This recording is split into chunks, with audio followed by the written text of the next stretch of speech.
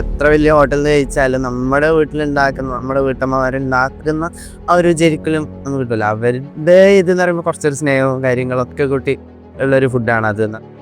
ഈ ഹോസ്റ്റൽ ജീവിതം എന്ന് പറയുമ്പോൾ എപ്പോഴും ഹോംലി ഫുഡ് മിസ് ചെയ്യുന്നൊരു സമയമാണ്. അപ്പോൾ ഈ പിള്ളേരിലേക്ക് നല്ല രുചികരമായതും പിന്നെ അതേപോലെ നല്ല ഹെൽത്തി ആയിട്ടുള്ള ഹോംലി ഫുഡ് എത്തിക്കുക എന്നുള്ളൊരു കോൺസെപ്റ്റിൽ തുടങ്ങിയ ഒരു സംഭവമാണ് അന്നം എന്ന് പറയുന്നത്. വീട്ടമ്മമാരെ തന്നെ തിരഞ്ഞെടുക്കാനുള്ള ഒരു കാര്യം എന്താ?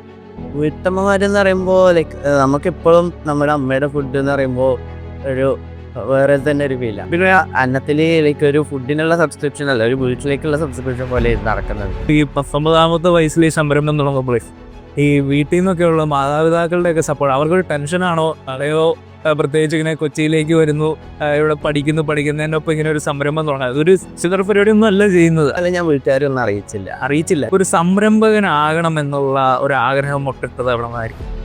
ഇനി എന്ന് വെച്ചാൽ 9 to 5 ജോബ്സിലോട്ട് പോയിട്ടൊരു കാര്യമില്ല. എന്ന് വെച്ച് കഴിഞ്ഞാൽ 9 to 5 ജോബ്സ് എന്ന് പറയുന്നത് അതിൻ്റെ ഒരു അവസാന കാലഘട്ടത്തിലേക്ക് എത്തി. ഇപ്പോൾ കേരളത്തിലൊക്കെ പലരും ഇങ്ങനെ സംരംഭം തുടങ്ങാൻ അവരെ പിന്നോട്ട് വലിക്കുന്നു ഇവിടുത്തെ സിസ്റ്റം ശരിയല്ല എന്നൊക്കെയുള്ള ഒരു ധാരണയാണ്.